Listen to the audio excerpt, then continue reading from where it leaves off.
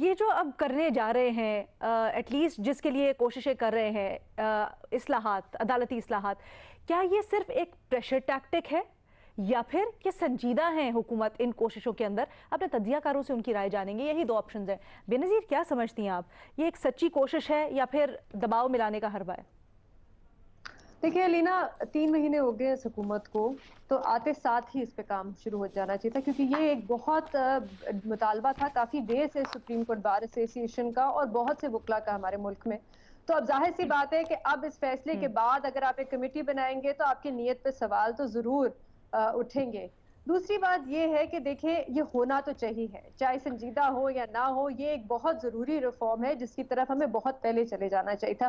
क्योंकि एक तरफ हमारे मुल्क में डिबेट हो रही है और बहस हो रही है, और बड़ी अच्छी बहस हो रही है कि पार्टी हेड के एक पॉलिटिकल पार्टी में क्या इख्तियारात होते हैं, और एक पार्टी, एक शख्स के पास सारे इख्तियारात नहीं होने चाहिए।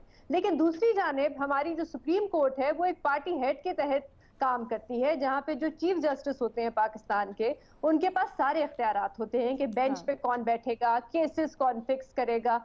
तो ये जो हमें भूलना नहीं चाहिए, ये जो इदारे हैं जैसे सुप्रीम कोर्ट, ये हमारे टैक्स पेयर के पैसों से चलते हैं। तो अगर हम ये मुतालबा अपनी सियासी जमातों से करते हैं कि आप ट्रांसपेरेंसी लाएं अपने फैसलों में, कि आप किस तरह फैसले करते हैं, आप क्या देख के फैसले करते हैं, आपका अकाउंटेबिलिटी होनी चाहिए, तो फिर हम अपनी अदलिया से क्यों नहीं ये सवाल पूछ सकते। और एक और चीज अलीना, क्योंकि ये सवाल, देखिए मैं कोई लीगल एक्सपर्ट तो नहीं हूं, लेकिन बहुत से लोग ये सवाल पूछ रहे हैं कि जो मुल्क के सेकंड सीनियर मोस्ट जज हैं वो बेंच पे क्यों नहीं होते जब सियासी मामलात और आईनी मामलात पे प्रोसीडिंग्स हो रही होती है, जो चौथे नंबर पे होते हैं, जो 7वें नंबर पे होते हैं, वो हर वक्त क्यों बेंच पे होते हैं? या जैसे कि लेकिन इस हालात वाकयात को मद्देनजर रखते हुए आपको लगता है कि इस वक्त जो खास तौर पे ये इनिशिएटिव लिया गया है, ये ज्यादा दबाव में लाने की कोशिश है? नहीं, दबाव में क्यों अलीना? देखिए, डिपेंड करता है कमेटी कैसे बनती है। जो सुप्रीम कोर्ट बार एसोसिएशन का मुतालबा है वो ये है कि एक कमेटी, कोई भी ऑप्शन नहीं लेना चाहेंगे? नहीं, मैं कोई ऑप्शन नहीं लेना चाहूंगी इसमें, कोई ऑप्शन नहीं लेना चाह रही हैं। लेकिन हफीजुल्लाह न्याई साहब, आप क्या समझते हैं, अगर पाकिस्तान तहरीक इंसाफ के बगैर ये अदालती इस्लाहात पे प्रोसीड करते हैं तो वो नतीजा खेज भी होंगी, वो कितनी सीरियस होंगी, कौन मानेगा उनको? और 2/3 के बगैर तो वो कर भी नहीं सकते ना आप चेंज। पहले तो मैं बेनज़ीर साहबा ने जो बातें की हैं मैं बिल्कुल सबको एंडोर्स करता हूँ। ये बदकिस्मती है कि सियासी जमातें जो है ना, इन इस्लाहात के ऊपर भी एक दूसरे के साथ नहीं खड़ी। तहरीक इंसाफ ने नैब कवानीन के अंदर तरमीम की तो क्या की कि हमारी हुकूमत को कोई हाथ ना लगाए, बाकी अब किसी को छोड़े नहीं। अब ये जब करेंगे तो ये कह रहे हैं हमें कोई ना हाथ लगाए, उनको कोई ना छोड़े। अगर आज सुप्रीम कोर्ट के ऑप्टिक्स ये फ़र्ज़ किया जैसे बनते हैं कि तहरीक इंसाफ के ख़िलाफ़ फैसले आते हैं, तो ये कभी ना तरमीम लाते, ये कहते हैं कि ये बिल्कुल जज ठीक कर रहे हैं काम। मेरा अपना ये ख्याल है कि सारी सियासी जमातों को इससे उठ के पाकिस्तान के अंदर इस तरह की चीज़ें कि जो इदारे जो कि सबसर्विएंट हैं या जो आइन के नीचे आते हैं, उन सारों को रेन इन करना पड़ेगा। एक बड़ा अहम वाक़या हुआ है सुप्रीम कोर्ट के अंदर, सारे जजेस जो हैं ऑल आर इक्वल, इसके बारे में कोई दो राय नहीं है। अब काजी फायद ईसा जो है एक 100 मोटो सुन रहे थे, तो 100 मोटो के ऊपर चीफ जस्टिस गुलजार साहब थे उस वक्त, उन्होंने वो 2 रुकनी बेंच था, 3 रुकनी बेंच ने ना सिर्फ ये वो क्वाश किया 100 मोटो, वो जर्नलिस्ट के ऊपर था, आज़ादी सहाफ़त के ऊपर था, और साथ ये फैसला किया जो कि आइन की रूह के और सुप्रीम कोर्ट के अगेंस्ट फैसला है कि सुप्रीम कोर्ट का कोई जज जो है सिवाय चीफ जस्टिस के 100 मोटो नहीं ले सकता।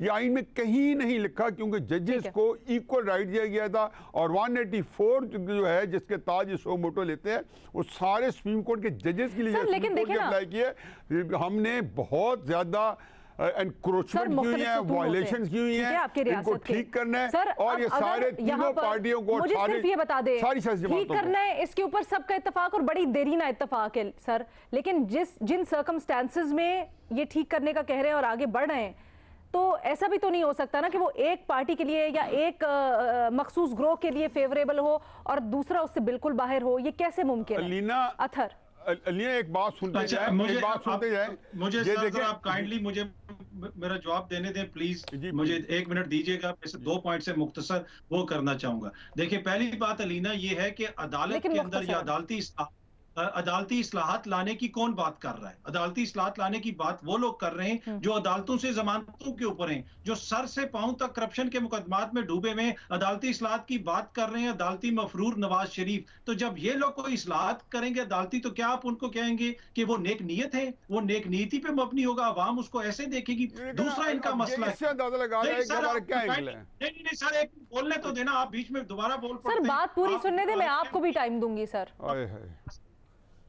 मैं अपनी बात कर रहा हूं, मुझे बोलने तो देना। दूसरी बात यह है कि इनका मसला क्या है, इनको अवाम के अंदर सपोर्ट क्यों नहीं मिलती? इसलिए कि ये मसलसल अशराफिया की जंग की लड़ाई कर रहे हैं। ये अदालती इस्लाहात की बात करते हैं ना, 2 महीने पहले अदालती इस्लाहात की बात करते और कहते हैं कि अवाम के मुकदमात यहाँ पे फंसे हुए, 34,000 मुकदमा है, 35,000 मुकदमा है, 50,000 मुकदमा है, अदालती इस्लाहात हो, फिर तो अवाम इनके पीछे खड़ी होती। इन्होंने हमेशा अशराफिया की जंग लड़ी है। जहां पे अशराफिया के हकूक सलब होते हैं, ये सेनेट में भी खड़े हो जाते हैं, कौमी असेंबली में भी खड़े हो जाते हैं, और यही वजह है कि इनको अवामी सपोर्ट थी। और इस वक्त भी जो इनका ये कमेटी बनाने का मकसद है कि अशराफिया को तहफ़्फ़ुज़ दें और अशराफिया के जो जितने भी उनके हकूक हैं। अगर आपका पॉइंट आ गया, मज़हर अब्बास साहब आपकी राय। ठीक है मज़हर साहब। देखिए, मुझे जो जिस वक्त ये की जा रही है इस्लाहात, वो दबाव लग रहा है कि दबाव के तहत। प्रॉब्लम क्या है पाकिस्तान की पॉलिटिकल पार्टीज की? प्रॉब्लम क्या है कि ये रिफॉर्म्स करते हैं और उसके बाद उन रिफॉर्म्स को पॉलिटिसाइज करते हैं। इन्होंने नैब रिफॉर्म्स की और उसके बाद चेयरमैन नैब को कॉम्प्रोमाइज करने शुरू कर दिया। इन्होंने इलेक्शन कमीशन की रिफॉर्म्स की, उसके बाद इलेक्शन कमीशन पे एतराज शुरू हो गया। और ये अक्रॉस द बोर्ड है। और पाकिस्तान की अदलिया का क्या प्रॉब्लम है? पाकिस्तान की अदलिया इंतहाई पॉलिटिसाइज्ड है फ्रॉम द डे वन। वो क्यों लेते हैं इस तरह के मुकदमात? प्रॉब्लम यहां ये हो रही है कि अब सुप्रीम कोर्ट का ये तासुर बनता जा रहा है कि वो ट्रायल कोर्ट हो गई है। वो अब अपील नहीं सुनती। पहले ट्रायल होता है, अब आप देखें, पहले आप डिस्क्वालीफाई करते हैं, डिस्क्वालीफाई करने के बाद एक आदमी कन्विक्ट होता है, कन्विक्ट के बाद वो अपील कहां करेगा? जहां से वो डिस्क्वालीफाई हुआ है। तो सुप्रीम कोर्ट को अपने आप को रिविजिट करना चाहिए। छोड़े पॉलिटिशियंस क्या करते हैं, सुप्रीम कोर्ट शुड रिविजिट कि हम कितने पॉलिटिकल केसेस लेंगे। मेरा ख्याल है कि ये वक्त है कि आप एक कॉन्स्टिट्यूशनल कोर्ट की तरफ जाएं जो कॉन्स्टिट्यूशनल मैटर्स को टैकल करे। सुप्रीम कोर्ट का काम सिर्फ ये होता है कि सुप्रीम कोर्ट अपीलिंग अथॉरिटी होती है, फाइनल अपील उसके पास जाती है। इसके अलावा सुप्रीम कोर्ट को मैटर्स को टेकअप नहीं करना चाहिए। अच्छा, बड़ी इंटरेस्टिंग ऑब्जर्वेशन है और मैं चाहूंगी कि आने वाले दिनों में हम जरा इसके ऊपर यही इमरान खान की क्या पोजीशन थी जब रात 12 बजे अदालत खुली थी? अलीना एक मिनट बिल्कुल सही कह रहे हैं सर, इन्होंने भी तनकीद की थी। 10 अप्रैल के बाद क्या पोजीशन ली थी? मुझे बात तो कर लेने दिया करें।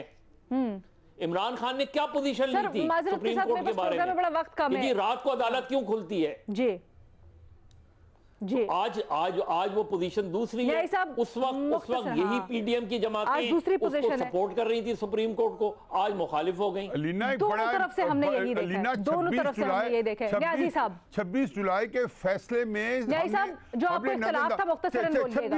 एक ही फिक्र कहता हूँ, 26 जुलाई के फैसले में जो बड़ी इंपॉर्टेंट बात जजेस ने लिखी, 3 जजेस ने, उन्होंने कहा जी हम इसमें अपनी पिछले डिसीजन की करेक्शन करना चाहते हैं जो हमारे से गलती हुई।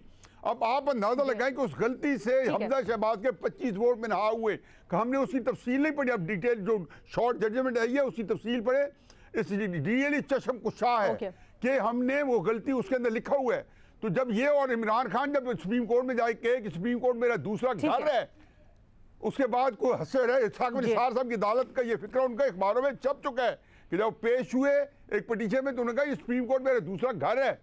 आप इस मुल्क के अंदर आप मेरा जीना हराम रखे, मैं आपका जीना हराम रखूंगा। बिल्कुल